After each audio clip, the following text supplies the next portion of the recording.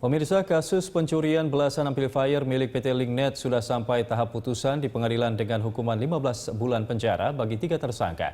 Pencurian amplifier ini sempat mengganggu layanan internet dan TV kabel para pelanggan Linknet. Sebagai salah satu penyedia layanan internet dan TV kabel berkualitas di Indonesia, tentunya pencurian perangkat amplifier sangat berdampak besar bagi Linknet. Hingga kini Linknet sudah mengalami pencurian amplifier lebih dari 50 kali di berbagai daerah di Jakarta. Menurut Kepala Divisi HFC Network Operation dan Engineering Linknet, Inyoman Sukana, amplifier berfungsi untuk memperkuat sinyal agar tetap sampai ke pelanggan dalam kondisi baik. Jika amplifier tidak ada, layanan internet dan TV kabel bisa mati total dan merugikan pelanggan.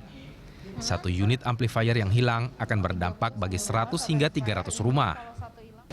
Ya, tentunya ini adalah yang sangat merugikan kita ya, khususnya ke layanan kita kepada customer. Karena jika itu diambil, berarti layanan kita terjadi gangguan ke pelanggan. Semua servis kita yang berhubungan TV sama internet akan mengalami gangguan dan pelanggan pasti akan komplain. Beberapa waktu lalu Linknet berhasil menangkap pelaku pencurian 15 unit amplifier di Ciracas, Jakarta Timur. 2 di antaranya merupakan pencuri amplifier, yaitu Muslimin dan Didi. Dan 1 orang lagi, Abdurrahman, merupakan penadah. Ketiga orang ini sudah dijatuhi hukuman pidana, masing-masing 15 bulan kurungan penjara.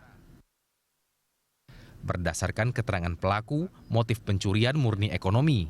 Mengingat harga per unit amplifier cukup tinggi, yakni berkisar 4 hingga 14 juta rupiah. Para pencuri menjual amplifier ke penadah seharga 700.000 hingga 1 juta rupiah.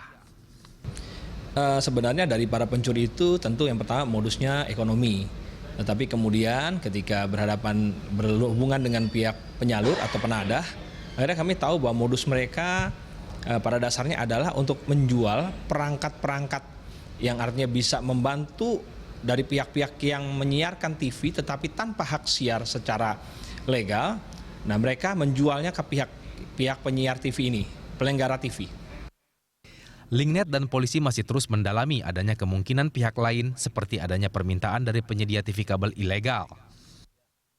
Karena pihak-pihak inilah yang menyelenggarakan siaran TV tapi tanpa hak siar.